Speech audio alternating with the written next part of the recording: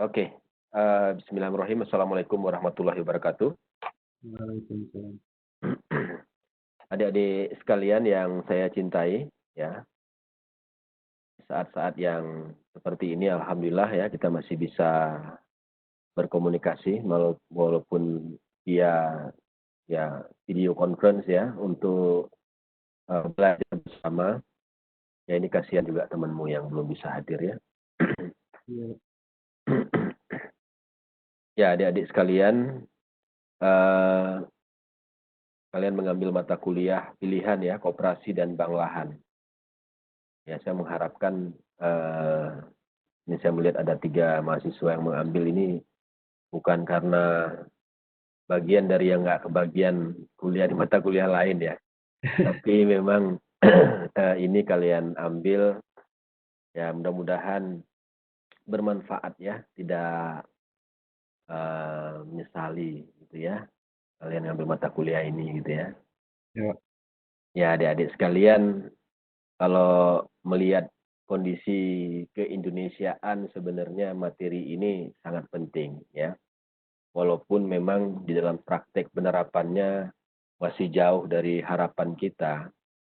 Tetapi kalau di negara-negara maju, contoh seperti di Singapura ya, kemudian di negara-negara lain seperti di Jerman, itu sebetulnya lahan ini sebagai salah satu faktor produksi itu dikuasai ya oleh negara. Sehingga eh, lahan yang ya dia terbatas ya, tidak bisa diperbanyak itu terutama dalam konteks spasial ya, itu bisa dikelola untuk sebesar-besar kemakmuran rakyat. Saya wajar kalau seandainya saya melihat mungkin dari kita banyak yang mungkin nggak mengambil mata kuliah ini gitu ya, karena mungkin dalam konteks keindonesiaan ini masih merupakan suatu tantangan yang cukup besar gitu. Tetapi justru kalau dari kacamata saya, kalau kalian menguasai materi kuliah ini, kalian memiliki sebuah peluang yang besar karena memang ke depan isu-isu ya terkait dengan masalah kesejahteraan rakyat dan sebagainya ini akan mengemuka. Tetapi mungkin dalam konteks kekinian ya, mungkin berbeda dengan dulu ya ketika negara kita belum berdiri ya, belum memiliki satu tata kelola yang baik. Ya memang sampai sekarang sudah berdiri, tapi menurut saya tata kelola tentang tata ruang ya, tentang penguasaan lahan itu kita belum baik. Nanti saya tunjukkan beberapa permasalahan yang kita hadapi saat ini terkait dengan bagaimana kita menata ruang.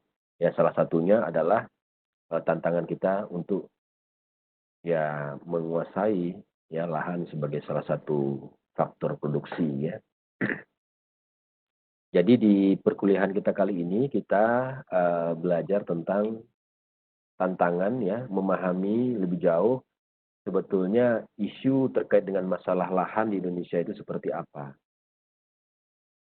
Kemudian eh, kalau itu terkait dengan isu pertanahan ya dalam konteks sosial politik ekonomi budaya kita sampaikan nanti, tapi kemudian ujungnya kita butuh alat ya untuk mengelola lahan itu ya. Kita sejak tahun 60 kita punya undang-undang ya pokok agraria nomor 5 tahun 1960 tentang yang mengatur tentang sistem pertanahan di Indonesia.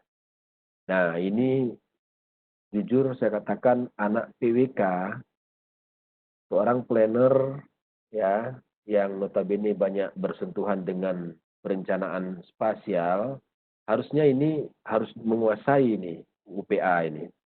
Kalau tidak memang jadi hanya di atas kertas ya apa yang kita rencanakan itu. Di tataran praktis nanti di tataran implementasi kita akan berhadapan-hadapan dengan permasalahan sistem pertanahan di Indonesia.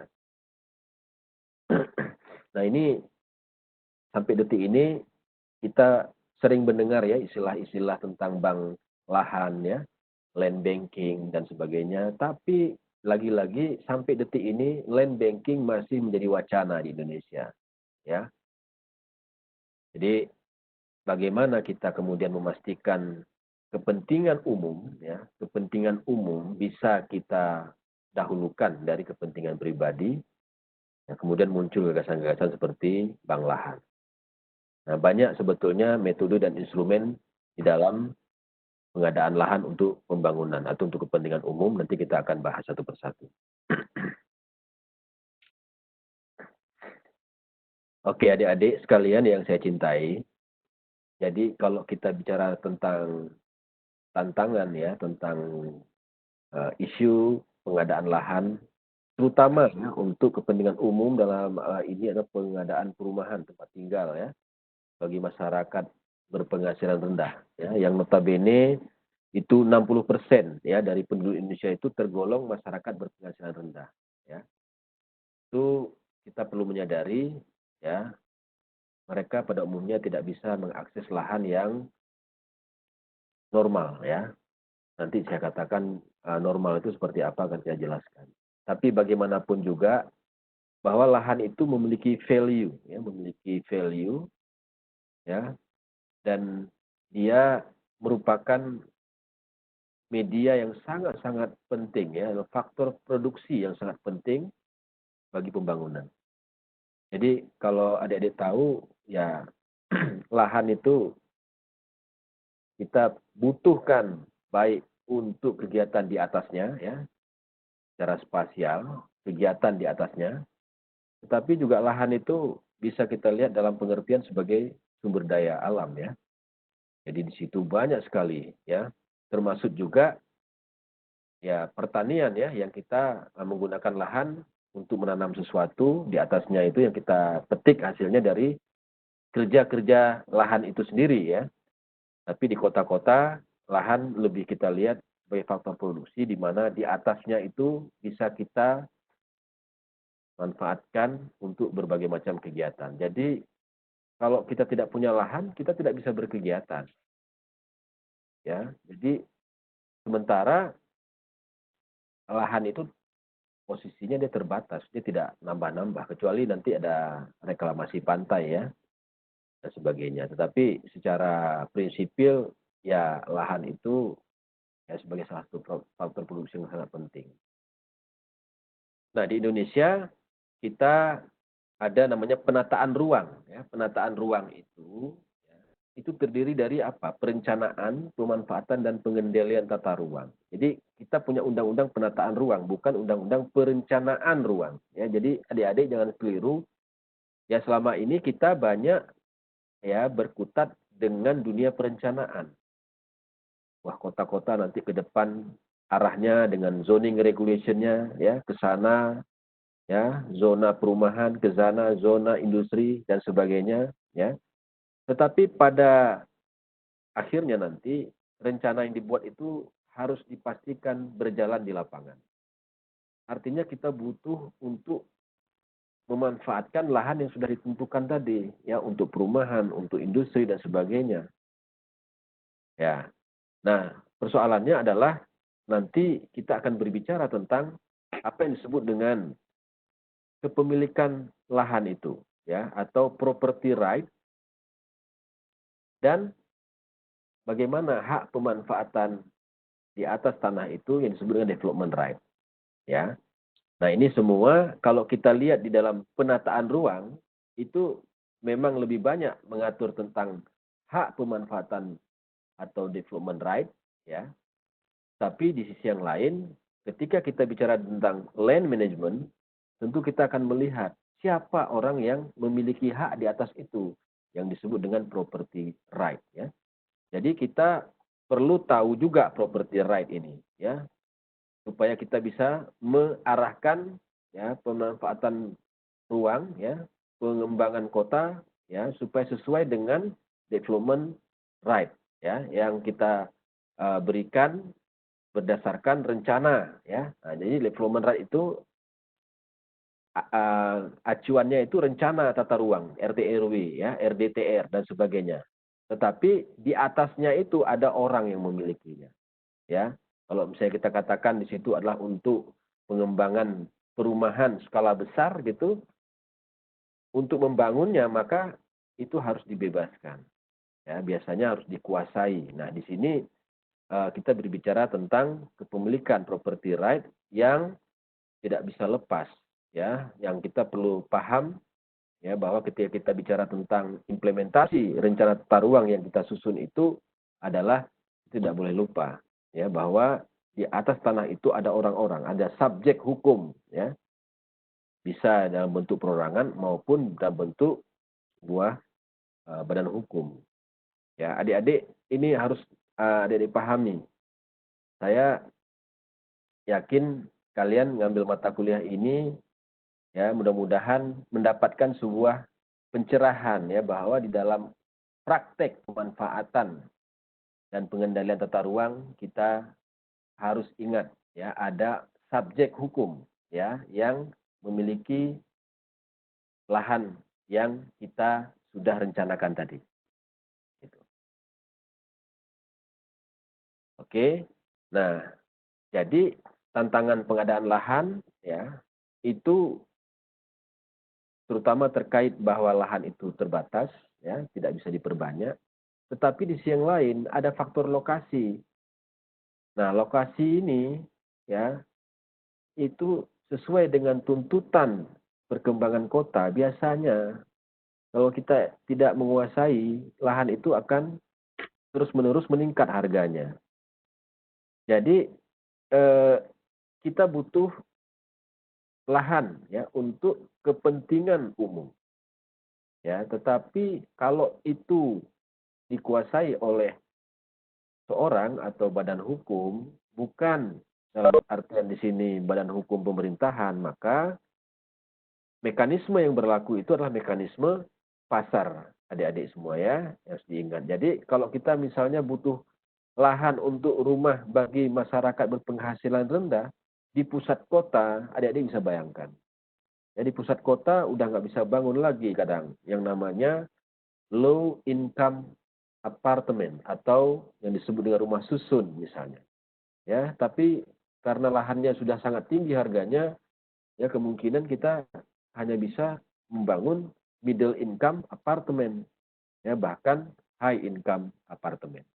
Ya, gitu adik-adik, ya. Jadi kalau kita perhatikan, ya, tanpa kita otak-atik dengan pertumbuhan penduduk di Indonesia, terutama urbanisasi di kota-kota, automatically lahan itu akan tanpa kita intervensi juga akan naik. Apalagi kita bisa mengintervensi, ya, lahan itu kita bangun mall, ya, super mall yang memberikan pelayanan yang memuaskan orang gitu, ya. Tentu saja itu lahan itu akan meningkat berlipat-lipat gitu, Dek. Ya.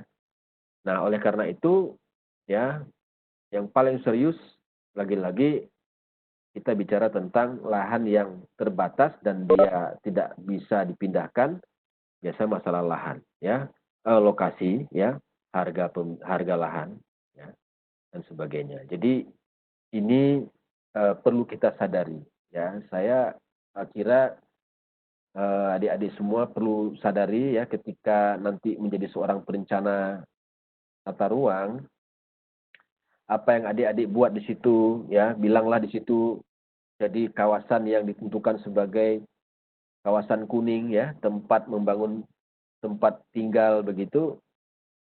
Kalau lokasinya strategis, jangan lupa adik-adik semua, harga lahan di situ tentu saja mahal dan tidak memungkinkan diakses oleh masyarakat pada umumnya. Artinya apa? Rencana yang kita buat itu, ya, memaksa masyarakat untuk membangun di tempat-tempat yang tidak sesuai dengan rencana. Ya, adik-adik semua perlu menyadari itu. Kenapa mereka membangun di bantaran sungai? Kenapa mereka membangun di daerah-daerah yang rawan longsor, ya, yang rawan bencana? Ya karena mereka tidak ada pilihan. Kalau mengikuti rencana tata ruang yang kita buat, wah, siapa yang memastikan mereka bisa mendapatkan lahan di situ? Ya, kalau kita nggak sadar bahwa lahan yang kita buat kuning, lahan yang kita buat orange, lahan yang kita buat merah itu tidak bisa dilepaskan dari aspek lokasi, dan lokasi berdampak kepada harga lahan. Kalau misalnya pemerintah tidak intervensi, ya, membantu masyarakat yang kurang mampu untuk bisa mengakses lahan itu, maka tidak ada jalan kecuali mereka harus membangun di bantaran sungai, di tempat-tempat yang tidak sesuai peruntukan begitu. Ya, jadi perlu diingat, Dek, ya, kalau ini bentar lagi mau lulus, ya, tidak cukup hanya kita bermimpi, tapi di dalam praktek tidak semudah itu. Bahkan, ya, adik-adik perlu catat, kadang orang bilang begini, ya, planning it not the problem solving planning, ya, but the planning itself, ya, is a problem. Ya. Jadi ilmu yang kita pelajari ini itu kalau kita lupa, itu bukan ilmu yang menyelesaikan masalah, tapi masalah itu sendiri, Dek. Nah, ini coba direnungkan kalimatnya. Kenapa begitu, Pak? Ya, tadi saya katakan, kalau kita sudah membuat di situ daerah yang tidak boleh dibangun, kemudian masyarakat membangun di situ, lalu kemudian kita gusur mereka tanpa mempertimbangkan kemana mereka akan pergi, itulah yang kemudian menjadi kontradiksi. Ya, jadi kalau tidak ada rencana, mereka bisa tinggal di situ. Tapi karena ada rencana, akhirnya mereka harus digusur. Ya, nah ini yang penting, ya, kita ingat gitu, adik-adik. Nah, ini salah satu data yang saya tunjukkan kepada kalian. Kalau yang namanya 60% rakyat Indonesia itu kan kerja di sektor informal. Ya, kalau dia kerja di formal itu mungkin di pabrik, ya. Yang 60 loh, ya. Saya tidak mengatakan yang 40. Ya, kalian mudah-mudahan masuk yang 40 nanti kalau lulus, ya. Tapi 60% rakyat Indonesia itu tidak seperti kalian, Dek. Ya, mereka mengandalkan, ya, sektor informal atau bekerja di pabrik-pabrik yang standar pendapatannya itu adalah upah minimum provinsi atau upah minimum kota, ya. Adik-adik nanti silakan lihat, ya, berapa upah minimum provinsi Jawa Tengah, berapa upah minimum kota Semarang. Nah, itulah pendapatan dia per bulan, Dek. Jadi kalau kemudian dia harus membayar dari pendapatannya untuk tempat tinggal, maka kalau tidak diintervensi, coba adik lihat nanti, ya, semakin mereka terpinggirkan dari pusat-pusat pelayanan kota, ya. Mereka tinggalnya jauh, ya. Perhatikan itu, ya, ada namanya teori urban sprawl gitu, ya. Mereka memang tinggalnya jauh nih. Ya, atau mereka memang tinggal di pusat kota di kawasan-kawasan kumuh. Kenapa demikian? Ya karena pendapatan mereka yang mereka bisa sisihkan untuk membiayai tempat tinggal terbatas.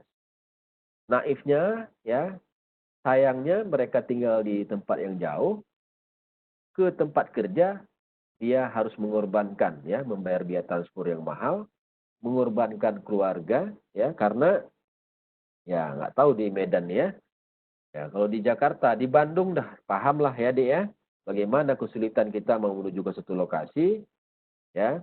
Artinya kita harus keluar rumah itu jam minimal, kalau di Jakarta itu jam 5 pagi supaya bisa ke kantor tepat waktu, pulangnya itu mungkin sampai ke rumah jam 10 malam, Dek. Gitu, ya. Nah, jadi kita tidak bisa cukup waktu kecuali Sabtu dan Minggu untuk dengan keluarga. Ya, ya. Jadi kita harus membandingkan bagaimana nih kenaikan harga upah minimum provinsi 86%, ya, di dalam 10 tahun gitu, tetapi kenaikan harga rumah tinggal itu 1.500%, Dek. Mau kalian buktikan silakan, ya, tanya sama orang tua kalian, Bapak Ibu dulu beli tanah di sini tahun berapa? Tanya sama dia, ya. Oh, tahun 2000 gitu kan misalnya. Berapa harga tanah tempat kalian tinggal sekarang? Ya, terus kemudian sekarang harganya 2020 berapa? Lalu dicek, ya. betul enggak gitu ya teori ini gitu ya. Nah, jadi kalau kemudian penghasilannya tidak cepat naik ya nggak kekejar. Dan komponen harga pokok produksi untuk membangun apartemen, membangun rumah yang terjangkau, 38% itu komponen biayanya itu ada di tanah. Tapi ini rumah subsidi ya. Kalau yang namanya apartemen di pusat kota, waduh itu udah jauh lagi. Ya bisa sampai 60% itu harga pokok untuk lokasinya. Ya, konstruksi itu ya harganya sama, nggak terlalu jauh beda. Semen di Bandung sama Jakarta beda-beda tipis gitu. Ya, semen di tempat Dek Rivaro tinggal dengan yang di pusat kota Bandung beda-beda tipis ya. Ya, Yohana tinggal di Medan ya, apa di pusat kota atau di pinggiran kota, beda harga semen sama pasir sama besi beda-beda tipis. Tapi beda harga tanah jauh ya. Nah, jadi kalau komponen untuk memproduksi tempat tinggal itu salah satunya adalah tadi saya katakan ya, komponen faktor produksi adalah lahan, maka lahan menjadi sangat strategis. Oke. Jadi kira-kira seperti itu sebagai pengantar ya. Nah, lalu kita masuk ke permasalahan pertanahan di negara kita ini. Adik-adik sekalian, ya saya ingin sampaikan Indonesia ketika dijajah oleh Belanda, sebetulnya kita tidak pernah tahu yang namanya kehidupan di dalam satu sistem. Ya, kita itu ya negara waktu itu masih negara kerajaan banyak juga waktu itu ya. Ya kita menganut sistem pertanahan yang ditata, dikelola oleh sistem raja-raja, kerajaan.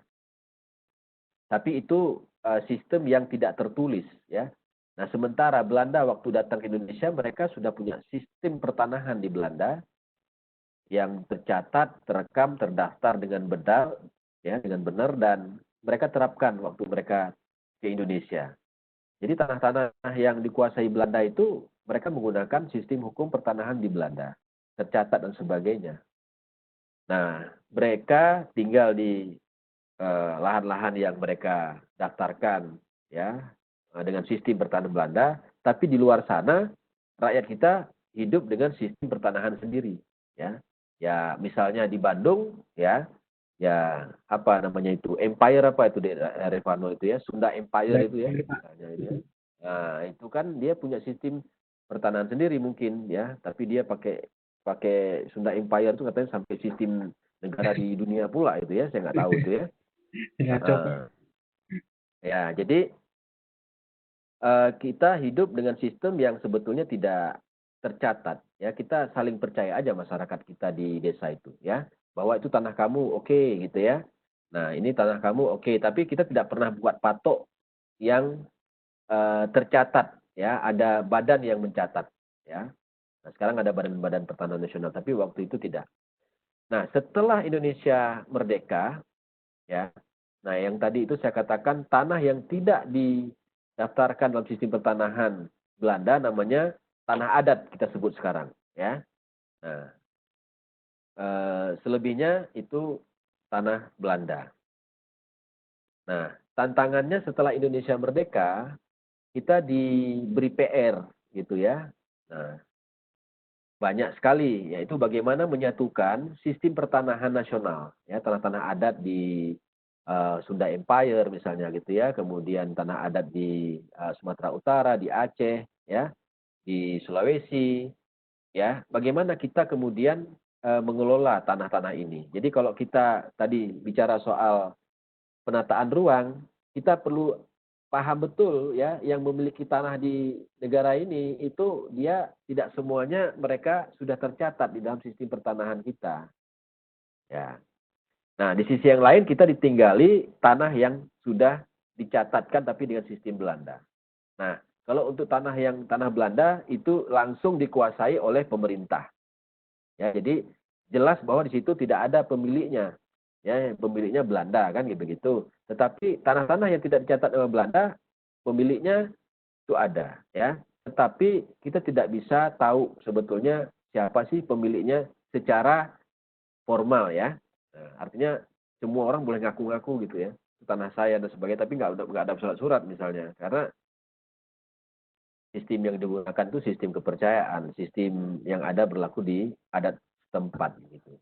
Nah, oleh karena itu ya kita pemerintah punya PR sampai saat ini ya Pak Jokowi selalu mengingatkan ya untuk membagi sertifikat gratis begitu.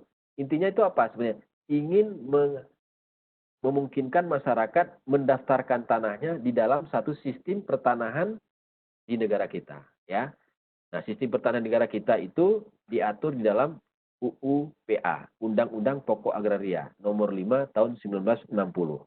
Nah, sampai 2016 dilaporkan dari sekian luas tanah Indonesia, ya, masih ada 56% tanah di Indonesia yang belum terdaftar.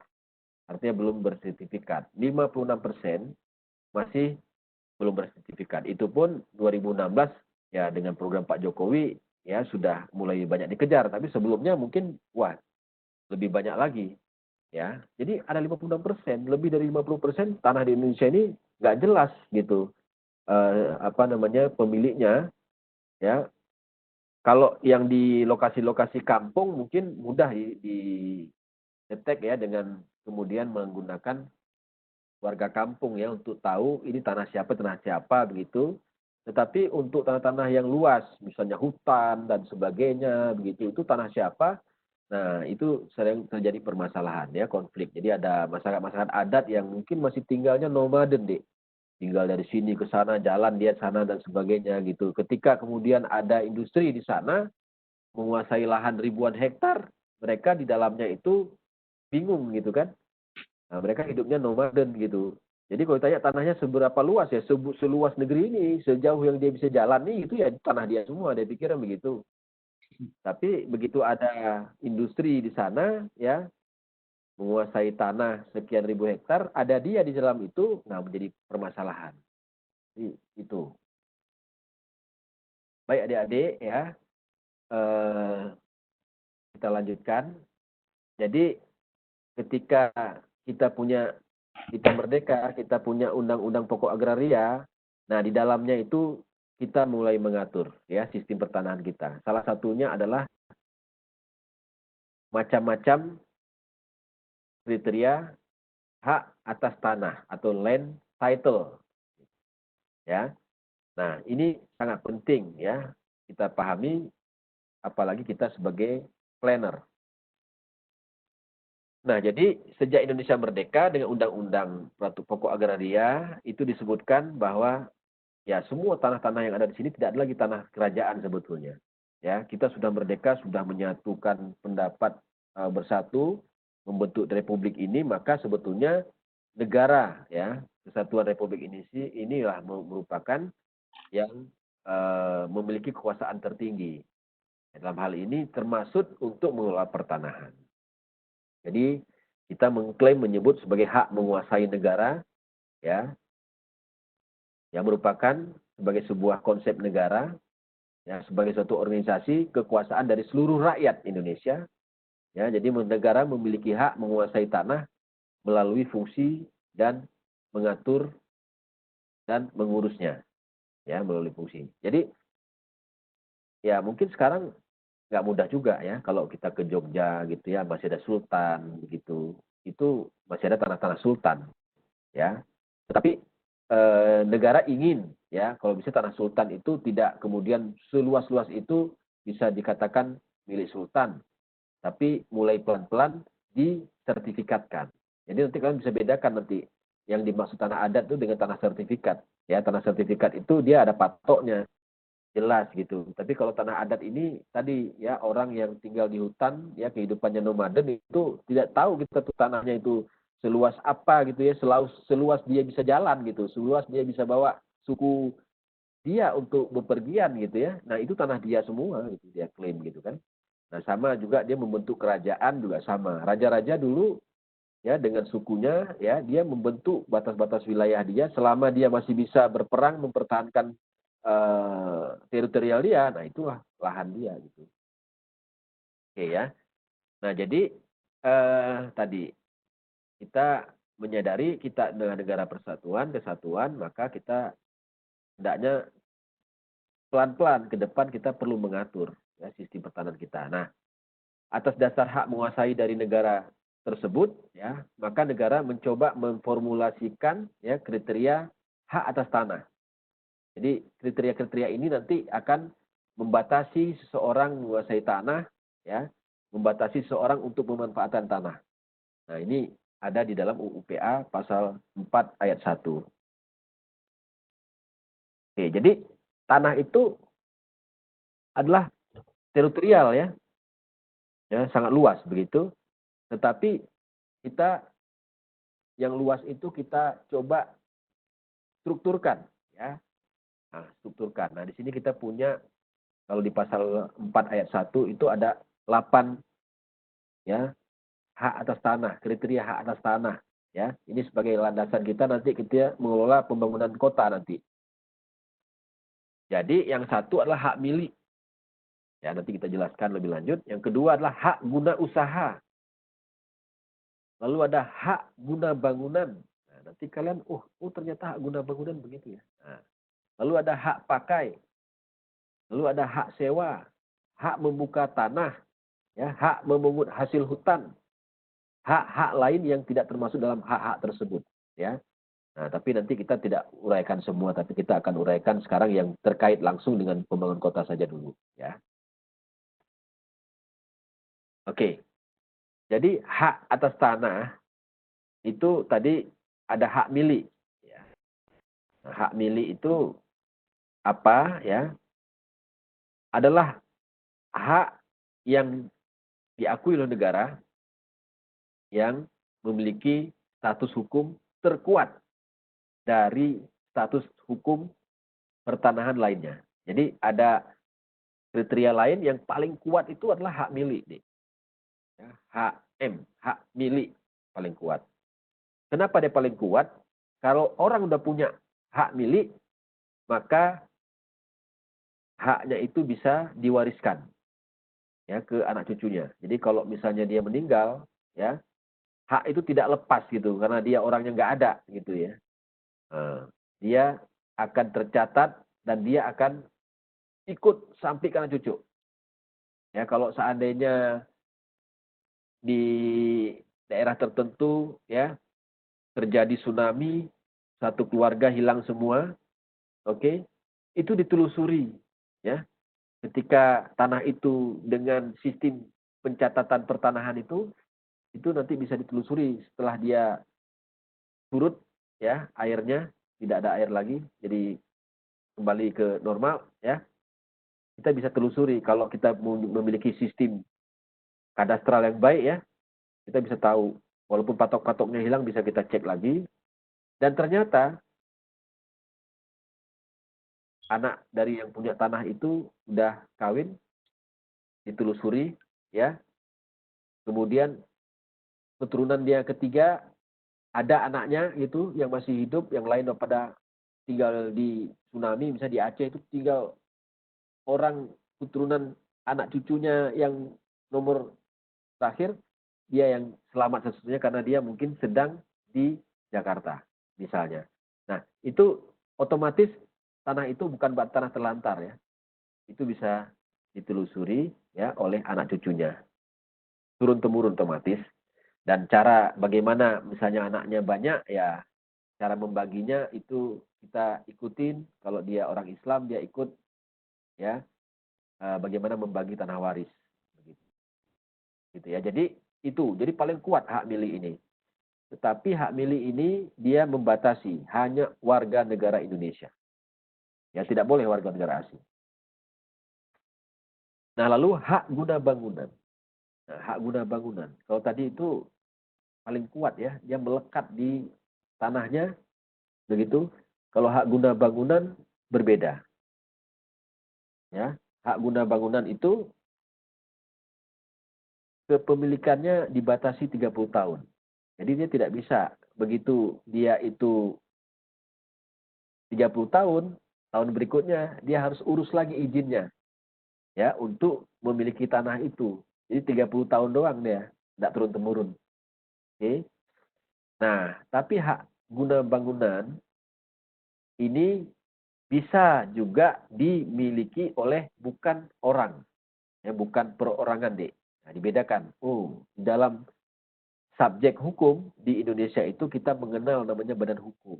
Nah, ini ya. Jadi kalau udah bicara hak guna bangunan maka nanti bisa tanah luasnya sekian ya ratus hektar itu dikuasai oleh satu badan hukum.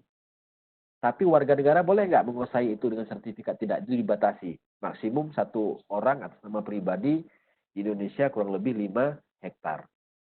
Nah, kalau kita menguasai yang lebih dari itu, pakai badan hukum.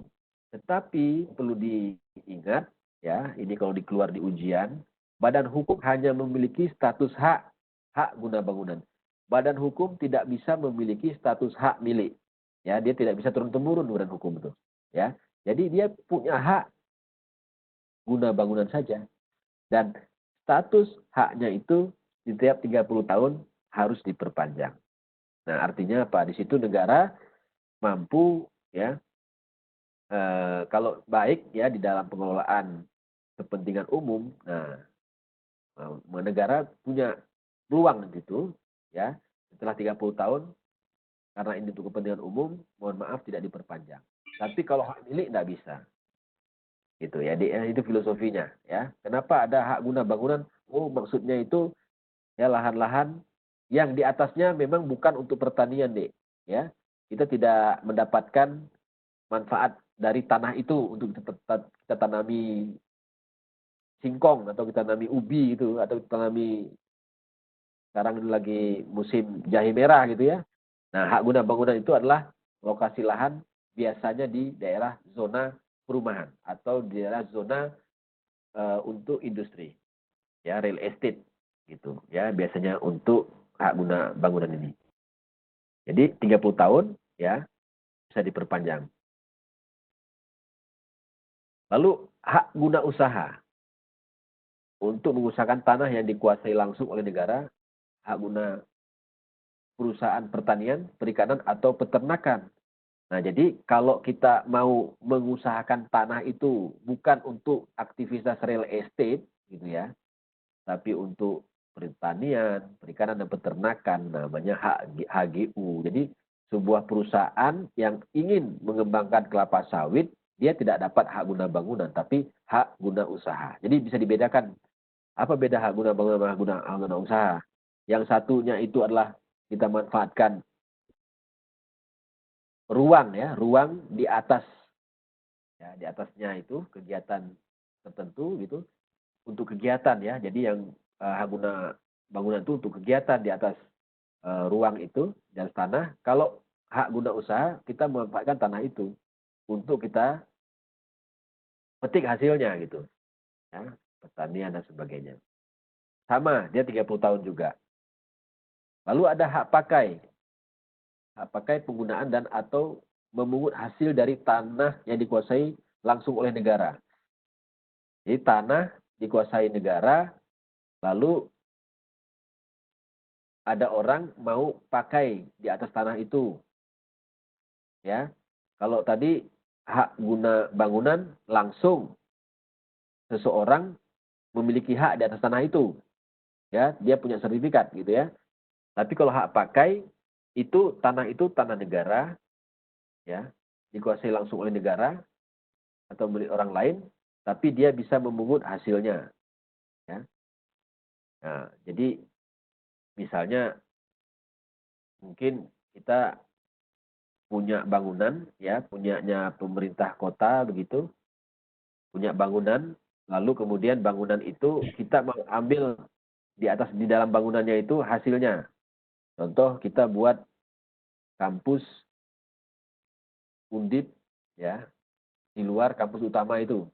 Itu apa di Rembang atau di Batang itu kita memakai ruangan atau yang dimiliki oleh badan hukum atau pemerintah tadi untuk kepentingan kita. Jadi memungut hasil, kira-kira begitu. Ya, jadi kita dapat hak pakai dari mereka.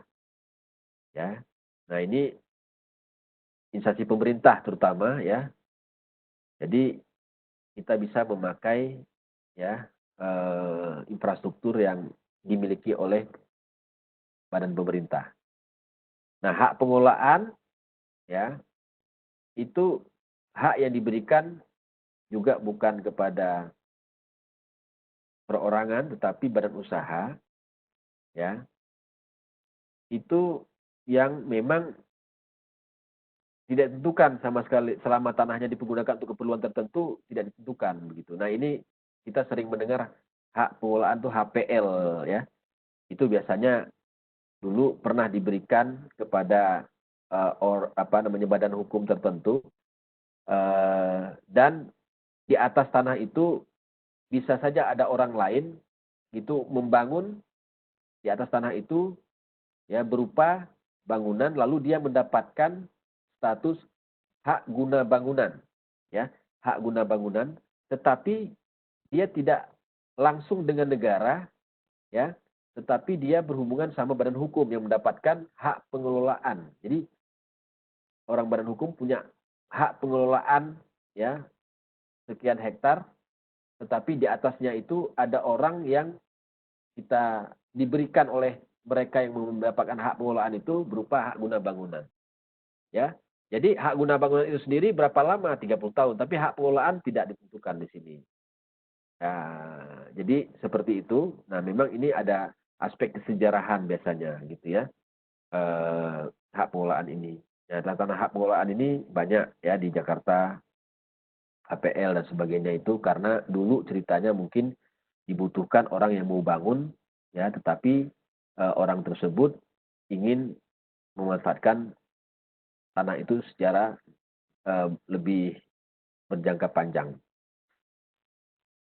Nah, ini mungkin ada beberapa hal yang mungkin perlu kita ketahui. Juga ada sekarang itu hak milik atas satuan rumah susun. Ya, jadi ke depan kita akan vertikal. Ya, kita juga sudah mulai mengenal namanya HMSRS ya, di mana orang tidak lagi punya tanah langsung dengan tanahnya, itu, tapi dia punya sertifikat unit rumahnya ya. Nah, unit rumah itu ada di atas tanah yang dimiliki bersama. Ya, jadi kalau apartemen itu dia tidak memiliki tanah itu secara langsung, dia memiliki hanya sertifikat unit rumahnya, tetapi ada 100 keluarga yang tinggal di apartemen itu, dia menguasai tanah di mana apartemen towernya itu berdiri. Ya, katakanlah ada lahan 1 hektar, di 1 hektar itu ada kolam berenangnya, ada tempat bermain anak-anaknya, ya, ada fasilitas-fasilitas sebagainya. Itu milik bersama. Jadi mereka nanti akan membentuk semacam paguyuban untuk mengelola itu. Ya, jadi ke depan kita tidak bisa tidak, memang arahnya akan vertikal, tetapi dalam konteks kepemilikan kita ingin ya kalau kita punya aset juga bisa kita turun temurunkan kepada anak kita ya. Kita ingin terjamin kita tinggal di situ tidak nanti diganggu orang ya, kita memperkenalkan, kita mendapatkan sebuah sertifikat ya yang disebut dengan hak milik atas satuan rumah susun. Gitu. Ya. Nah, biasanya nanti mereka membentuk PPPSRS ya, singkatan dari Perhimpunan Pemilik dan Penghuni Satuan Rumah Susun. Ya, jadi di situ nanti akan ada kayak aset manajemen ya, bisa mereka itu kemudian menyerahkan kepada dunia usaha ya, swasta untuk mengelolanya, tetapi diputuskan oleh mereka yang memiliki rumah susun tersebut. Nanti teknisnya seperti apa nanti mereka bisa berdiskusi. Baik, sampai sejauh ini mungkin ada pertanyaan. Kalau ada saya persilakan. Saya mau nanya Pak, Ya, tadi kalau misalkan hak guna usaha itu kan, sini kan tertulisnya itu eh, milik negara Pak ya, ya, itu dikuasai langsung oleh negara untuk usahaan pertanian, perikanan atau peternakan. Nah, itu kalau misalkan kasusnya kayak gini Pak, kalau misalkan ada ya katakanlah orang gitu, orang warga Indonesia yang itu di rumahnya ingin buat sekalian usaha toko atau apapun itu yang berbentuk usaha, itu dia harusnya punya hak hak usaha atau hak bangunan aja, Pak? Oke, bagus pertanyaannya, Revaro ya. Jadi disinilah yang perlu kita dudukkan persoalan ketika kita berbicara tentang ruang ya. Berbeda dengan aktivitasnya itu sendiri. Jadi yang kita diskusikan, yang saat ini kita diskusikan itu terkait dengan lahan, ruang ya. Nah, yang kita butuhkan itu kalau yang namanya usaha tadi itu aktivitasnya ya. Nah, di situ kalau kita bicarakan dalam konteks ruang, itu kan ada namanya hak guna bangunan. Jadi, kalau hak guna bangunan itu filosofinya adalah kita memanfaatkan tanah itu ya, di mana ada aktivitas di atasnya yang tidak berhubungan langsung dengan tanahnya itu. Ya. Nah, jadi tidak harus kemudian hak guna bangunan itu harus tempat tinggal, tidak, ya. Bisa industri, bisa untuk kegiatan usaha dan sebagainya, tetapi tidak terkait dengan usaha yang langsung kita peroleh dari Lahan. tanahnya itu, lahan itu, gitu ya. Oh. Nah, jadi kalau kita misalnya punya rumah tinggal, gitu ya, itu kalau kita pakai nama pribadi kita mau memiliki hak milik yang kuat tadi, kita punya sertifikat HM begitu. Nah, sebagai orang yang memiliki hak milik di situ, ya kita kalau di situ boleh untuk dimanfaatkan untuk buka bengkel atau buka apa kos-kosan begitu, itu silakan gitu ya. Hmm. Kalau itu namanya, makanya saya katakan itu kita bicara dua hal ya.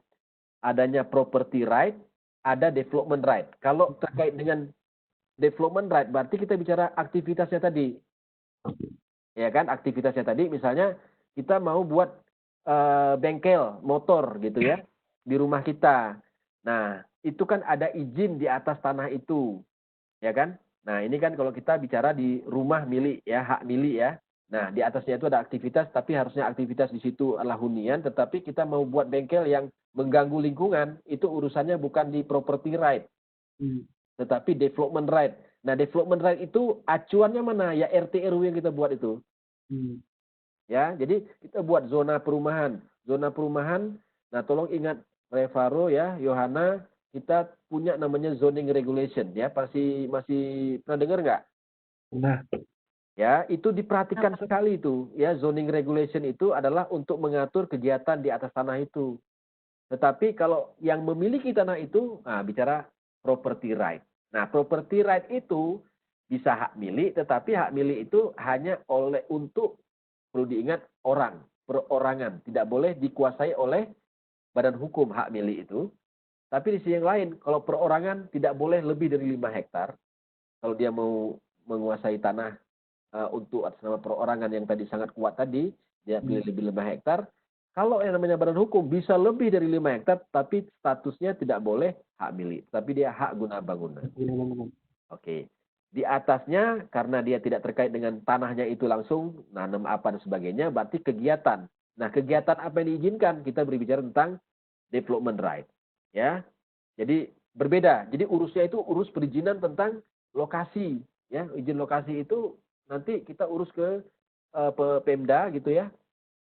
Kemudian di sana dikeluarkan, Pak, tidak boleh di situ untuk buat bengkel gitu kan. Nah, kenapa? Karena sesuai tata ruang ini termasuk kawasan hunian yang memiliki tingkat gangguan kecil gitu ya. Tapi kalau permukiman umum misalnya, oh ternyata bengkelnya juga bengkel kecil gitu ya, diizinkan. Nah, itu nanti kita bacanya di zoning regulation. Itu. Jadi pahami? ya Pak. Oke. Yohana, bisa paham? Bisa, Pak. Ya. Pak, saya bertanya, Pak. Ya, baik. Kan kita tahu, Pak, kalau misalnya di Indonesia ini mayoritas orang-orang itu bekerja di sektor informal dan memiliki status sebagai MBR kan, Pak. Ya. Nah, sekarang pemerintah itu juga sekarang lagi mencanangkan buat perumahan yang buat MBR itu lebih gesit lagi, Pak. Nah, Ya. tapi kan kita tahu, Pak, kondisinya kalau misalnya lahan di Indonesia itu minim, Pak. Biasanya kebijakan apa yang dilakukan pemerintah supaya pemerintah itu dapat lahan biar bisa membangun si perumahan itu, Pak? Oke, ya. Nanti kita akan lanjutkan ya terkait dengan pengadaan lahan. Jadi kalau itu nanti diparkir dulu. Jadi Oh, iya. cara-cara bagaimana kita memperoleh lahan ya untuk kepentingan umum. Oke, good. Oke ya. Kalau nggak ada ini terkait dengan pemahaman soal legal ya, soal status hak atas tanah yang kita tidak boleh lupakan ya ketika kita ingin bicara tentang bagaimana tata ruang itu kita hadirkan sesuai dengan rencana, maka di situ ada subjek hukum. Apakah dia perorangan atau badan hukum yang memiliki hak properti ya, hak kepemilikan ya. Nah, jadi itu yang kita perlu tahu. Jadi dalam hal ini kita sudah punya pengetahuan, oh ternyata property right itu ada kriterianya ya, yang disebut dengan land titling ya, land title gitu. Ada hak milik, ada hak guna bangunan, hak guna usaha itu land title ya. Sebagai salah satu cara untuk menunjukkan haknya apa. Dan kalau kita sebut sertifikat, maka di atas sertifikat itu adalah pemiliknya, ya seperti BPKB, ya. BPKB ada nama orang yang memiliki motor itu, ya. Jadi motor itu bukan orang yang pakai, bahwa dia yang pemilik gitu ya, jangan salah. Pengertian pemilik itu adalah yang tercatat di dalam BPKB. Ya, sama juga ini tanah juga bukan yang pakai rumahmu yang kemudian bisa mengatakan itu pemilik ya. Tetapi pemiliknya itu yang tercatat di sertifikat. Jadi kita bisa berurusan itu dengan hukum kalau kemudian ke depan kita punya sertifikat. Ya, karena tadi ya tantangan Indonesia ya hanya ada 50% lebih belum bersertifikat, maksudnya belum tercatat ya di BPN sehingga itu rawan konflik. Ya. Kalau misalnya ada orang misalnya mengaku bahwa itu tanahnya dia, begitu ya, kita tidak bisa, negara ini tidak bisa ikut campur ya karena itu belum tercatat. Tapi kalau sudah bersertifikat negara ikut campur ya, itu yang nanti bedanya antara tanah adat ya, berarti kita definisi tanah adat itu tanah yang belum terdaftar ya, dengan tanah yang sudah terdaftar ya. Kalau sudah terdaftar maka di atasnya itu ada tulisan hak guna pakai, hak guna bangunan, hak guna usaha ya, gitu ya. Oke, nah metode dan instrumen pengadaan lahan yang mungkin nanti ada kaitannya dengan pertanyaan Yohana ya. Jadi ada beberapa langkah ya cara kita untuk mengadakan lahan untuk kepentingan, harapannya kepentingan umum ya, pembangunan kota, terutama dalam hal ini tentang perumahan, yaitu dengan pembebasan lahan. Apa nanti kita jelaskan apa itu pembebasan lahan. Ada konsolidasi lahan, nanti akan saya jelaskan ya. Ada juga bank lahan, land banking yang saya sebut tadi masih di dalam impian gitu ya. Jadi land banking ada tapi bukan dalam perspektif untuk kepentingan umum. Tapi land banking banyak itu nanti kita lihat itu adalah orang-orang yang memiliki uang ya. Jadi dia punya land banking banyak itu ya. Kalau misalnya pengusaha itu dia punya tabungan lahan itu, ya dia beli banyak lahan-lahan itu, kemudian suatu saat dia gunakan. Tapi yang kita maksud sebenarnya land banking dalam perspektif yang ditanya sama Yohana tadi, ya untuk kepentingan umum gitu. Nah ini masih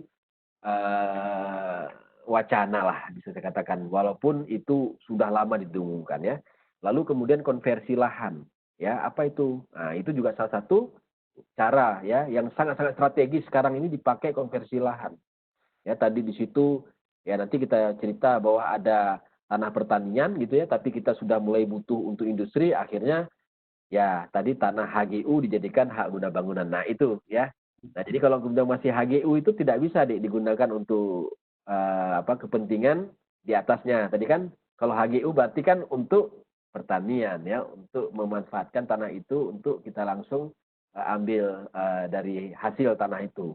Nah, tapi ketika kita buat kawasan industri, nah ini bicara konversi lahan. Lalu ada juga yang masih juga teoritik ini ya, perumahan berimbang ya, mewajibkan pemilik modal besar kalau bangun rumah itu dengan tipe 1, 2, 3 itu. Jadi ada yang satu yang luxurious, yang kedua mungkin yang Sedang yang 3 itu adalah untuk yang MBR. Oke ya, jadi apa itu pembebasan lahan? Pembebasan lahan sangat sederhana ya. Itu kita membebaskan dengan cara biasanya jual beli. Ya, biasanya begitu. Jadi beralih ya, kalau tadi katakan beralih kepemilikan. Artinya apa? Kalau tadi misalnya di atas sertifikat itu ada tulisannya Revaro gitu kan. Nah, berarti itu punya Revaro tuh ya, mau dipakai sama Yohana, tapi selama di sertifikatnya itu tulisannya Revaro itu tidak bisa diganggu gugat itu. Ya, kepemilikan yang sah itu adalah yang tercatat di atas sertifikat. Lalu gimana nih kalau Yohana sudah tinggal di situ lama, kemudian dia ingin memiliki tanah itu. Caranya terserah. Apa Revano berbaik hati kemudian memberikan ke Yohana, itu harus ada bukti ya yang menunjukkan bahwa Revano dengan senang hati memberikan kepada Yohana, atau enggak boleh kamu mau memiliki ini tapi sekian per meter persegi gitu kan. Nah, berarti Yohana harus mengeluarkan uang gitu. Namanya jual beli gitu ya. Nah, ketika terjadi transaksi jual beli, nanti kita akan rubah ya nama Revaro di atas sertifikat itu menjadi nama Yohana. Kita akan detail bicara soal masalah transfer lahan ini di pertemuan berikutnya. Tetapi paling tidak pembebasan lahan itu filosofinya adalah kita membebaskan. Caranya yang paling umum adalah dengan membeli tanah itu. Ya, tanah orang itu kita beli, kita bebaskan, kita beli di situ. Kalau negara ini duitnya banyak, ya dia beli gitu kan. Nah, tapi kalau enggak, ya ini yang susahnya di situ ya, APBN terbatas. Tapi Singapura itu sudah dari awal dia sadar betul, maka dia ada uang negaranya, dia beli tanah-tanah rakyatnya itu, sehingga tanah itu sekarang milik negara ya. Nah, jadi dia lebih bebas untuk menentukan mau ngapain gitu tanah itu. Jadi kalau ada anak PWK gitu membuat rencana, kemudian ditetapkan rencana itu, hampir bisa dibilang meleset ya sedikit saja dari rencana, karena mereka yang menguasai tanah itu gitu ya. Nah, jadi pembebasan tanah itu. Jadi boleh ya, Yohana tadi menjawab pertanyaan tadi, ya boleh kalau negara punya uang, jadi dia pendekatannya pembebasan tanah. Untuk hal-hal yang urgent, tentu saja negara akan membebaskan ya, untuk jalan tol dan sebagainya gitu ya. Nah, negara dengan pembebasan, berarti dia membayar ganti rugi itu. Nah, ada cara yang lain dengan konsolidasi lahan. Nah, ini biasanya kalau misalnya warga negaranya itu ke depan ya ingin meningkatkan hasil produksi pertanian, kalau tanahnya itu bentuknya compang-camping gitu ya. Nah, diajak rembukan, kemudian ditata kembali lahannya, lalu kemudian kita bisa mendapatkan sistem drainase yang lebih baik gitu kan. Nah, kalau kita bilang penataan untuk di perumahan, berarti tadinya itu kita tidak jelas jalannya itu ya, jalannya itu nggak jelas strukturnya. Nah, karena dia dikonsolidasi, kemudian jadilah bentuk site plan yang bagus ya. Nah, itu konsolidasi tanah. Jadi pengadaan tanah, konsolidasi tanah itu tadinya tanah itu tidak bermanfaat karena dia tidak ada jalan, karena kita konsolidasi tanah, jadi tanah itu menjadi bermanfaat. Ya, jadi ada misalnya tanah-tanah saupil itu yang tidak ada akses jalan, tadinya nggak bisa dimanfaatkan, karena kita konsolidasi tanah begitu ya. Jadi ada tanah itu ya. Jadi itu strategi yang lain Yohana ya. Jadi kita mengadakan lahan untuk kebutuhan mungkin sarana publik untuk sekolah ya, untuk rumah sakit ya. Kita ajak rembukan ya dari orang-orang yang punya tanah di situ. Kalau tanah itu nanti ada lahan untuk rumah sakit, ada lahan untuk terminal, perlu diingatkan bahwa mereka akan mendapatkan lahan. Kalau tadi nggak ada jalan, harga lahannya cuma 50.000, tapi kalau udah dibuat jalan, kemudian apalagi ada terminalnya, bisa 5 juta per meter persegi ya. Nah, ini cara-cara ya yang kita bisa tempuh ya. Nah, seperti ini gambarnya ya. Nah, jadi ada orang di sini, tuan A, tuan B, tuan C, ya dia punya tanah yang seperti ini, lalu ingin dia buat supaya rapi tanahnya, ya. Nah, lalu kemudian sebagian tanahnya itu dikasih untuk kepentingan umum, ya. Nah, lalu kemudian dibuat untuk jalan kepentingan umum itu bisa dibuat untuk sarana prasarana, tujuannya untuk membuat orang yang hidup di tanah yang tadinya tidak jelas jalannya lebih nyaman ya, lebih sejahtera. Ini konsolidasi tanah. Jadi kita jadi punya tanah untuk jalan ya, untuk kepentingan yang disebut dengan kepentingan umum salah satunya adalah jalan ya. Nah, ada juga yang disebut dengan land readjustment. Biasanya kalau udah lokasi-lokasi yang cukup strategis, udah dibangun banyak bangunan di situ, tetapi bangunannya itu satu lantai. Kan sayang eman-eman. Padahal di situ bisa dimanfaatkan karena suatu lokasinya strategis untuk manfaatnya lebih besar. Misalnya dengan membangun apartemen ya.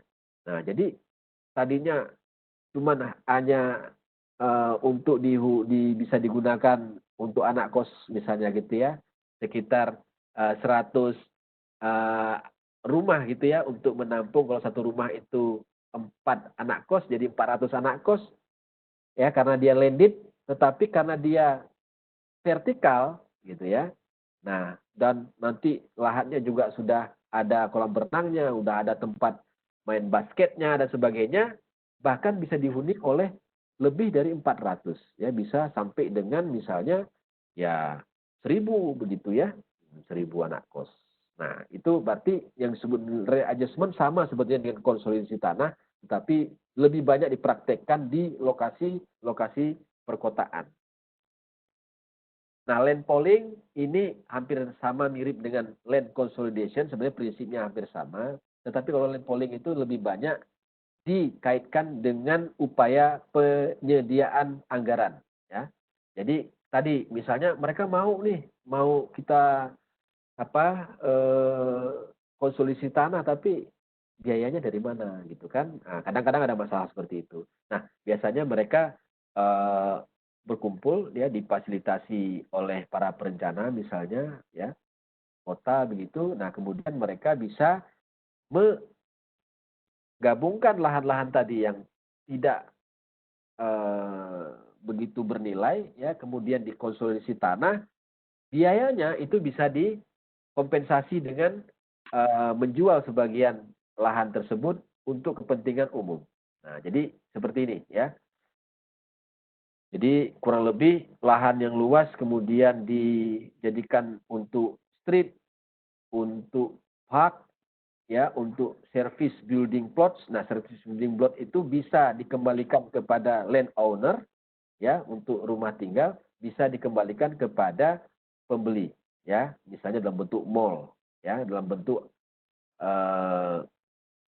kegiatan-kegiatan lainnya yang lebih bermanfaat. Nah, artinya konsolidasi tanah satu sisi, di sisi yang lain kita bisa membiayai ya kegiatan itu ya, di mana kalau kita tata ada sebagian yang kita share ke badan usaha yang bisa mendanai itu. Ya. Lalu konversi lahan yang paling gampang ya. Nah, tadi kalau udah banyak tanah-tanah HGU ya, nah itu yang sekarang itu sering kadang-kadang juga dipermasalahkan ya. Lahan lestari ya untuk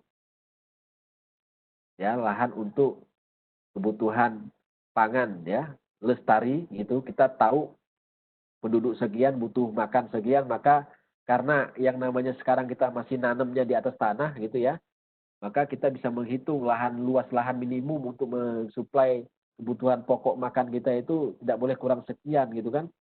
Nah, jadi ini yang masih sering terjadi perdebatan. Sementara orang melihat lah, kalau misalnya pertanian itu kan cuma menyerap tenaga kerja berapa orang gitu kan. Nah, coba dibangun kawasan industri, berapa banyak orang yang bisa diserap orang yang nganggur itu kan.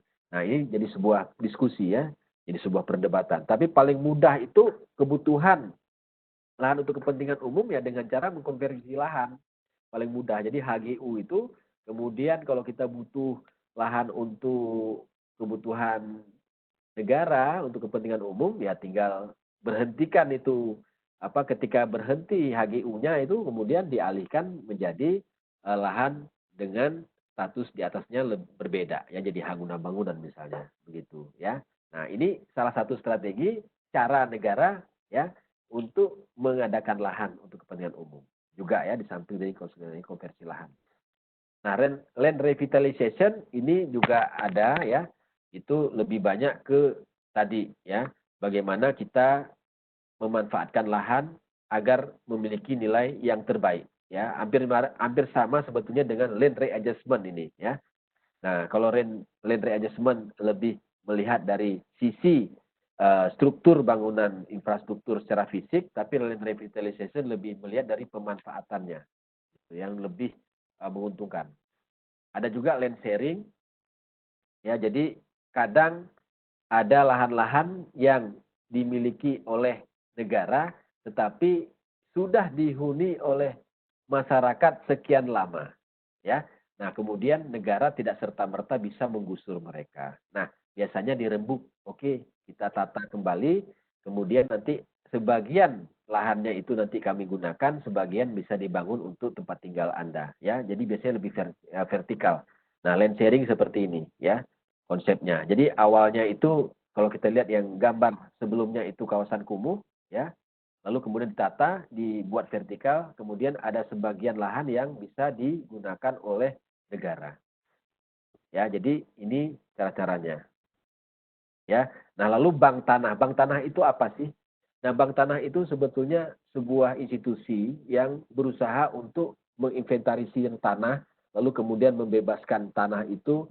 Nah, kemudian pada satu titik ya, karena institusi itu punya tanah banyak, nah suatu saat dia kalau dia butuh dia bisa gunakan. Nah, jadi kenapa bank tanah ini? Karena biasanya tanah-tanah yang belum ada jalan dan sebagainya tadi, ya, itu kan kalau di konsolidasi tanah itu mungkin rakyat itu tidak paham.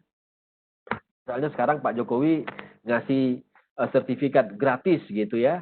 Nah, kemudian masyarakat tidak diajari cara konsolidasi tanah. Jadi tanah-tanah yang dia disertifikatkan itu sayangnya itu nggak punya jalan deh.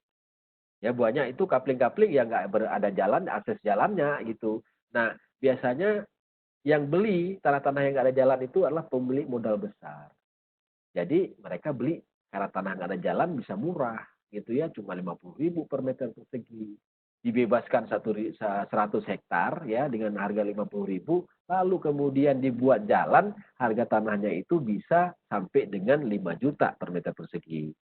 Bisa dipahami ya? Nah, jadi sekarang rebutan antara pemilik modal besar dengan negara. Harusnya negara yang mengutamakan membebaskan tanah-tanah rakyat tadi yang tidak ada jaringan jalan yang masih murah itu, ya, di saat nanti kemudian bisa kalau kita butuh bisa kita manfaatkan. Tetapi ini kan dilepas ke market, ya. Nah, karena mungkin APBN-nya kurang gitu ya, nggak punya uang gitu. Negara ini akhirnya tidak terpikir bagaimana cara mengimplementasinya. Akhirnya ya sudah dilepas ke orang-orang yang punya duit gitu. Nah, sayangnya negara tidak punya kemampuan lebih banyak. Kalau sudah ditetapkan HGB 30 tahun, itu negara tidak bisa sembarangan, ya. Jadi kalau dia butuh tanah, kemudian orang sudah dapat hak di situ sampai dengan 30 tahun, itu negara harus membayar ganti rugi sesuai dengan harga tanah di situ.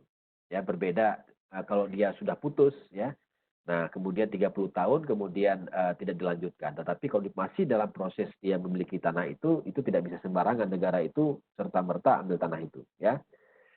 Jadi itu ya, land banking sebetulnya apa? Land banking itu ya tadi menghimpun tanah ya. Jadi kita menghimpun tanah itu kita udah punya nih ya zoning regulation ya. Kebutuhan untuk lahan perumahan sekian hektar dan sebagainya. Nah, begitu kita buat di situ kuning ya, harusnya ketika di situ di daerah itu belum dikuasai oleh pemilik modal besar, negara harusnya mengawal itu tanah-tanah yang udah kuning itu tidak dilepas begitu saja. Gitu ya. Nah, jadi land keeper.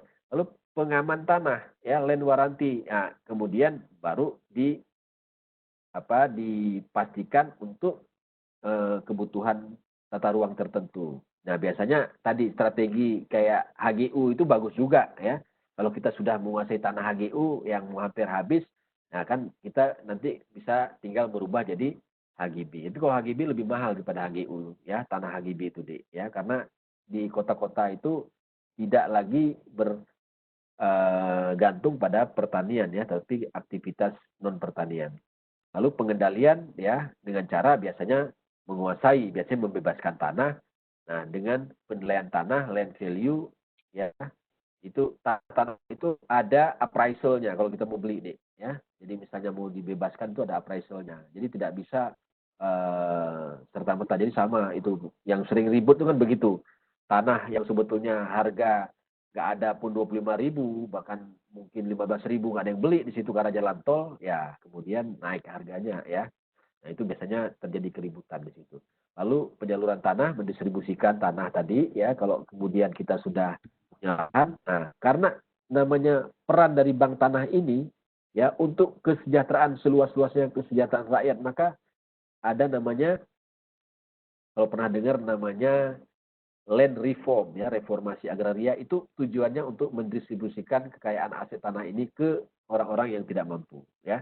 Nah, lalu kemudian pengelolaan tanah ya itu land manager, artinya kita tadi ya bagaimana melihat land use-nya di situ yang terbaik ya untuk kesejahteraan pemanfaatannya ya, terutama kesejahteraan warga. Ya, jadi beberapa kegiatan dilakukan oleh land banking itu membeli tanah, mematahkan tanah, menjual kapling, mengadministrasikan jual beli tanah. Jadi sebetulnya ini pekerjaannya para developer gitu, Dek. Ya. Jadi ya land banking menjadi sesuatu yang hanya mudah diucapkan, tetapi ketika diterapkan dilepaskan kepada developer. Developer itu ya beli tanah pekerjaannya kan, kemudian dia matangkan gitu kan, lalu kemudian dikapling, kemudian dijual gitu. Nah, harusnya tanah-tanah yang sudah kita rencanakan tadi untuk rumah tinggal, ya, untuk kawasan industri yang kedepannya memiliki keuntungan yang banyak itu ya kalau bisa dikelola oleh negara dulu gitu. Tapi mungkin ya tadi ya dengan keterbatasan dana kemudian negara tidak bisa. Ya, saya kira itu dari saya. Mungkin ada yang mau ditanyakan, saya persilakan. Jadi Johanna udah dapat ya jawabannya tadi, ada yang barangkali kurang jelas? Sudah, Pak. Oke, betul-betul jelas banget nih Johanna. Pak, Jelas sekali, maksudnya penjelasan saya ini. cukup jelas, Pak.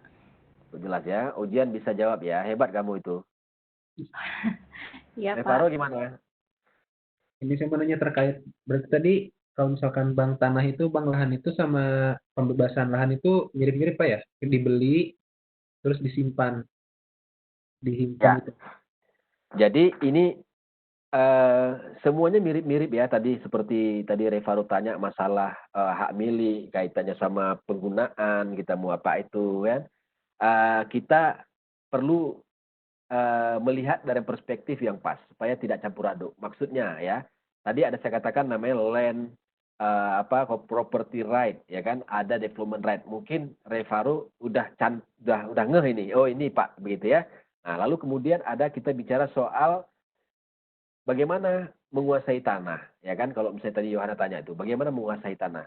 Nah, menguasai tanah itu ada macam-macam, membeli gitu kan, kemudian ada juga membebaskan tanah, misalnya mereka dengan cara memberikan hibah dan sebagainya. Itu ujungnya nanti kita dapat di atas tanah itu nama kita gitu ya, nama badan usaha itu, ini sertifikat, berarti dia yang memiliki. Nah, yang kita bicarakan ini adalah cara-cara gitu ya untuk menciptakan ruang, ya, memastikan ketersediaan ruang. Ya, masalah nanti kita beli caranya dengan hibah dan sebagainya itu dalam konteks yang lain kita berbicara itu. Ya, nah kalau yang ini kita berbicara dalam konteks cara-cara, how, bagaimana, ya. Nah, tentu saja kita harus melihat dalam perspektif yang berbeda gitu ya. Nah, di situ kalau kita bicara how di situ kan kita bertanya mau ngapain kita? Oh, mau buat untuk tadi misalnya ya rumah sakit, membuat terminal dan sebagainya. Nah, cara-caranya bagaimana? Nah, tapi cara itu harus didukung dengan pola pembebasannya, pasti itu. Ya, kalau kita memang mau kemudian memanfaatkan itu, kita harus bebaskan itu. Ya kan? Nah, tapi cara-caranya gimana? Nah, ada namanya konsolidasi tanah. Nah, konsolidasi tanah kalau kita lihat dalam perspektif property right, gitu kan, pasti di tanah yang mau kita konsolidasi tanah itu ada yang memiliki tanah di situ ya. Perlu diingat ya, Adik ya. Nah, jadi di situ ada Pak A, ada Pak B, ada Pak C, dan Pak D gitu ya. Ada 4 pemilik di situ yang punya sertifikat, gitu kan. Nah, lalu kemudian dia itu tadinya nggak ada jalan, kemudian dia berembuk, ya, orang-orang pemilik tanah ini berembuk, property right ini, ya, orang-orang pemilik tanah ini berembuk, kemudian dia menata. Nah, itu cara-cara kita. Nah, cara itu ditata apa? Untuk mendapatkan tanah apa? Tahu nggak? Tanah untuk jalan, Dek. Jalan itu kan milik publik, Dek. Ya. Kemudian ada misalnya tempat sarana ibadah, ya, ada lahan di situ. Nah, itu disumbangkan oleh mereka yang punya yang 4 orang ini. Nah, ketika disumbangkan tanah itu jadinya jadi hak milik atau jadi hak guna bangunan? Kira-kira bisa dijawab nggak, Revaro? Yang tanah yang sertifikat yang sudah jadi sarana prasarana publik tadi. Kira-kira HGB ya. Nah, HGB yang punya siapa? Punyanya Pak A, punyanya Pak B, punyanya Pak C, atau punya Pak D? Kalau yang tadi di hibah itu Pak, yang dikasihin Ya. punya pemerintah. Ya nggak? Nah, pemerintah itu siapa? Pemerintah itu adalah misalnya ya, pemerintah pusat ya, atau pemerintah daerah. Jadi kita punya pemerintah daerah namanya Pemda Kabupaten Kota atau Pemda Provinsi. Artinya nanti kalau kita serahkan ke pemerintah, tanya dulu pemerintah yang mana. Kalau dia Pemda lokal, maka nanti sertifikatnya diatasnamakan Pemda Kabupaten Semarang. Dia sebagai badan hukum. Oke? Iya Pak. Nah, bisa dipahami ya. Jadi dalam konteks kita berbicara tentang property right, berarti ada subjeknya yang memiliki tanah itu. Nah, tetapi ketika kita bicara subjek, maka apakah subjek itu perorangan, maka dia ada aturan tentang hak milik dan hak guna bangunan. Kalau di situ adalah tanah lebih dari sekian hektar, tidak boleh hak milik. Nah, maka dia harus badan hukum, ya kan? Nah, sekarang kalau namanya Pemda, dia bisa memiliki tanah-tanah hak guna bangunan. Ya kan, tidak bisa hak milik gitu ya, hak guna bangunan. Nah, hak guna bangunan salah satunya tadi ya yang disumbangkan oleh 4 orang ini gitu. Tapi nanti harus ada sertifikatnya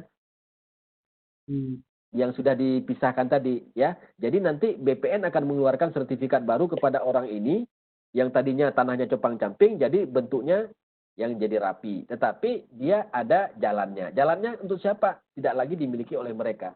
Sudah diserahkan, monggo diserahkan ke Pemda, mati jalan itu akan disertifikatkan sama Pemda. Ya jelas Pak. Nah, jadi land banking bagaimana? Nah, land banking cara yang lain lagi ya. Land banking sekarang kita ada yang namanya perhitungan di dalam perencanaan. Misalnya kalau kita hitung jumlah penduduk sekian, kalau kita bagi dari setiap jumlah penduduk itu bagi 4 itu kita hitung, kita anggap sebagai jumlah kakak. Nah, jumlah kakak itu akan memiliki 1 unit rumah. 1 unit rumah ukurannya sekian, maka kita butuh lahan berapa kalau kita bangun landed houses. Oke? Kalau kita bangun apartemen vertikal, maka kita butuh lahan berapa, gitu kan? Kita sudah punya perhitungan itu untuk membuat spatial planning, perencanaan ruang, gitu kan? Nah, kita kan membuat tata ruang master plan itu kan hitung-hitungan seperti itu. Nah, sekarang kita sudah membuat hitungan seperti itu, kemudian kita lihat dari segi lokasi, kita bilang, oh di sini daerah pembangunan perumahan skala besar, oh di sini daerah pertanian. Nah, ketika kita bicara di situ lahan untuk perumahan skala besar, tata ruang sebelumnya apa? Oh ternyata di situ sebetulnya lahan pertanian, gitu kan? Nah, lahan pertanian itu kan murah itu. Ketika kita buat di situ menjadi lahan untuk perumahan, wah itu direbut sama developer-developer besar itu. Dia langsung datang ke petani, Pak jual tanah pertanian itu berapa? Oh 15.000 Pak, monggo Pak, gitu kan? Tapi dia sudah dapat bocoran. Bahan dipahami nggak maksud saya? Iya. Nah, dapat bocoran dia ini dari Revaro, Pak itu nanti bakal jadi kuning loh Pak. Ya, Revaro, makasih ya. Kamu nanti dapat sekian persen ya. Gitu ya. Yohana ya. Yohana harus tahu itu. Gitu. Nah, itu banyak sekali uang di situ ya. Nah, jadi kalau land banking harusnya ketika itu sudah direncanakan maka harusnya diupayakan oleh pemerintah agar itu kalau itu untuk kepentingan umum ya kita katakan Bapak Ibu mohon maaf dari hasil statistik mengatakan penduduk Indonesia itu 60% mereka yang berpenghasilan di bawah UMK. Gimana kalau mereka harus memenuhi rumah tinggal, tapi rumahnya tinggalnya rumah reksadana semua, ya tujuannya untuk cari keuntungan dan pasti mereka semakin pinggirkan di negeri ini. Oke? Nah, kasihan itu ya para founding father kita yang sudah berjuang dengan memuruncing berdarah-darah gitu ya. Kemudian dia melihat anak-anak cucunya kemudian menjadi tamu di negeri sendiri, Dek. Ya. Nah, caranya gimana lihat itu? Silahkan lihat ya perkembangan kota-kota di Indonesia sekarang. Ya. Untuk siapa ya? Infrastruktur, ada jaringan jalan, ada mall dan sebagainya untuk siapa? Ya. Kalau kita merenung sekali-sekali ya, untuk siapa sih? Ya, kita punya jalan tol, kita punya MRT. Ah, ya. Kalau kita mau kritisi, kalian mungkin pernah dengar Meikarta? Pernah dengar? Nah, Nah, Yohana pernah dengar Meikarta? Pernah, Pak, di Bekasi. Nah, di Bekasi itu tanahnya murah sekali itu kalau jadi ya. Nah, cuman memang karena developernya nggak bener, dia kemudian mengiklankan Meikarta tidak mengurus perizinannya. Nah, ya. Jadi itu tugas kita nanti kalau saya sebagai planner ya untuk memastikan agar lahan-lahan yang kenapa Meikarta itu bisa akan meningkat harganya karena ada LRT ya, Dek ya. Nah, nanti LRT itu dibangun dengan duit siapa? Duit rakyat, ya kan? Lalu untuk kepentingan siapa? Nah, itu kalau kalian mau detail, kalau mau cerita tentang Indonesia ini, ya, kalian akan tahu, oh ternyata seperti itu ya Pak ya. Nah, gitu ya, Dek. Jadi, adik-adik yang saya cintai, nah, yang kita pelajari hari ini sebetulnya esensi dari yang namanya perencanaan kota. Ya, jadi sayang ya belum sempat kita sampaikan ke adik-adik sehingga saya nggak tahu ini kok 3 orang yang ambil mata kuliah ini ya barangkali karena mungkin ya nggak tahu ya termasuk mungkin kalian nih orang yang nggak kebagian dapat MKP yang lain akhirnya kejebak di sini gitu ya. enggak, Pak. Enggak ya. Ya. Oke, baik. Ada lagi pertanyaan mungkin? Pak, kalau misalnya kita mau nge-land consolidation nih, Pak. Terus tiba-tiba rancangan kita udah benar, tapi dari lahan itu ada satu orang yang tidak setuju untuk pemerintah misalnya beli lahan itu. Nah, itu gimana Pak jadinya? Oke. Nah, itu ada mekanismenya ya. Nanti ada peraturan konsolidasi tanah ya, berapa persen dari lokasi di situ ya yang dianggap urgent untuk dikonsolidasi tanah yang kemudian mereka harus mengikuti yang berkeinginan untuk konsolidasi tanah gitu ya. Jadi saya lupa ya berapa persen ya dari warga yang kemudian harus ikut itu. Ada nanti kita baca undang-undang konsolidasi tanah ya, peraturan pemerintah tentang konsolidasi tanah.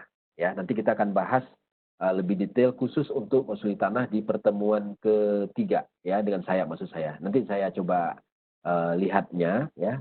Jadi kita coba nanti baca lagi gitu. Jadi gitu ya, Yohana ya. Jadi memang betul Iya, Pak. pertanyaan kamu kritikal sekali itu ya. Sangat kritis ya.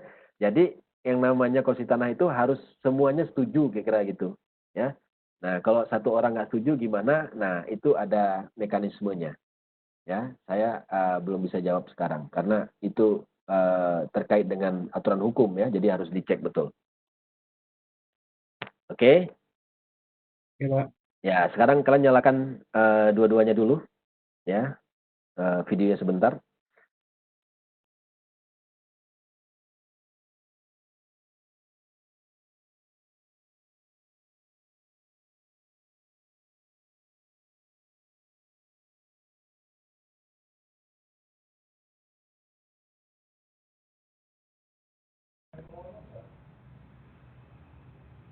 Jadi teman yang satunya itu memang nggak bisa hadir ya? Bukan Pak, tadi dia mau hadir tapi kondisi cuaca Pak, jadi kalau kondisi cuaca terhambat di internetnya juga Pak, jadi dia nggak bisa join Pak.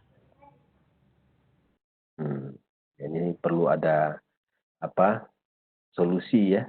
Saya Iya. prihatin juga kalau seperti ini, kita kan nggak tahu nih ya benar-benar nggak bisa datang atau enggak gitu kan kita jadi nggak tahu.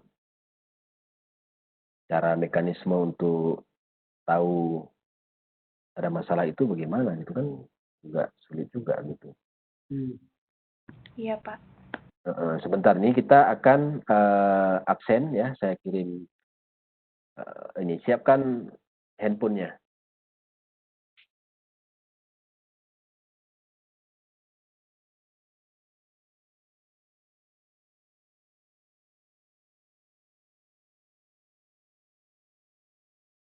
Gimana, kelihatan enggak? Terlalu zoom in, Pak. Kalau ini? Terlalu besar. Terlalu besar ya? Ya. Nah, bentar.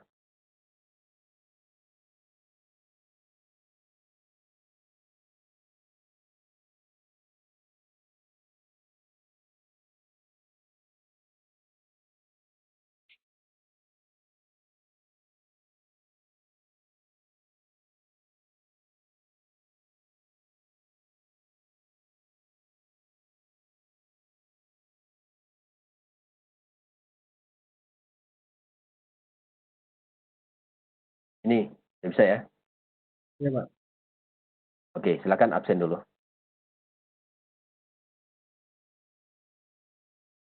Yohana mana? Iya, sebentar, Pak.